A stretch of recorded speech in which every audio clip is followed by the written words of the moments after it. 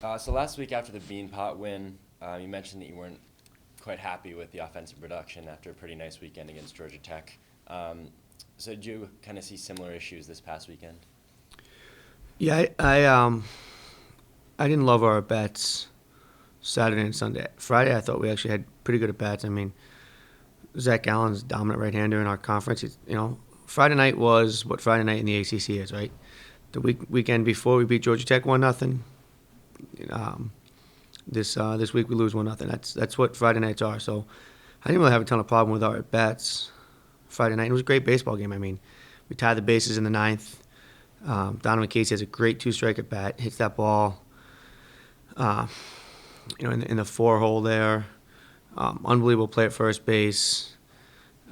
Bang bang. At the time, I thought he was bang bang safe. I wasn't real happy with the call. I went back and looked at it, and it's as close as it can get. But the umpire got it right. He was bang bang out at first base, as close as you can possibly get. But the umpire got the call right. If that ball trickles in the outfield, if they don't make an unbelievable play at first base, if Donovan, beats that out, and it wasn't for lack of effort. Donovan, nobody plays harder than that kid. But if he's bang bang safe instead of bang bang out, 2 runs score, we win that baseball game, right? So I didn't really have a ton of issues with that. I don't think we did a great job making adjustments the next 2 days. Now Bukowskis threw the ball well, Ben Moss threw the ball great. Those guys were doing a great job mixing.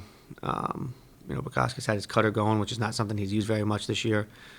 So we faced really good arms, and they threw the ball really well. They had great outings, but I thought we could have done a little bit better job with our approach at times and executing our plan. So Mike King, with another gem Friday night for you guys. So what have you seen from him that's made, especially his last couple appearances, but pretty much the whole season special for him?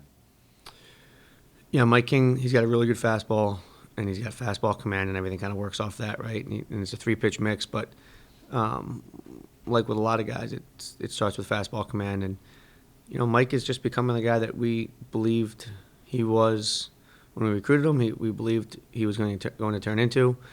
Um, he's it's not really a surprise to us that everybody's finding out that Mike King's really good. So Nick Sorrentino, another caught stealing Friday night. I believe that was only one of the series, but still the ACC leader right now in caught stealing. So is that something you've seen from him in the past that's just now kind of coming out as well for him? Yeah, Scores is a kid that Scores wasn't a catcher in high school. We converted him. Recruited him as he was an infielder with obviously a great arm, good feet, good hands. Not quite the lateral quickness playing the infield. We talked to him um, about coming here and converting and becoming a catcher, and he loved the idea. And he started a little bit in the summertime with his travel team to kind of try it, and I watched him a couple times, and he had everything he needed to be a really, really good catcher. Right, he had the hands, he had the feet, he had the arm strength. He's not afraid to get hit by the baseball. So he's now, and then now you take him here and spent a year last year working with Coach Friedholm, and then this year working with Coach Foster, and you're watching him develop into what I believe is the best defensive catcher in our conference. The way he handles the staff, receiving, blocking, it's not that much of a surprise to us that other people are kind of saying, for if you ask me to pick one catcher in our conference to have back there, I'll take Nick Scortino.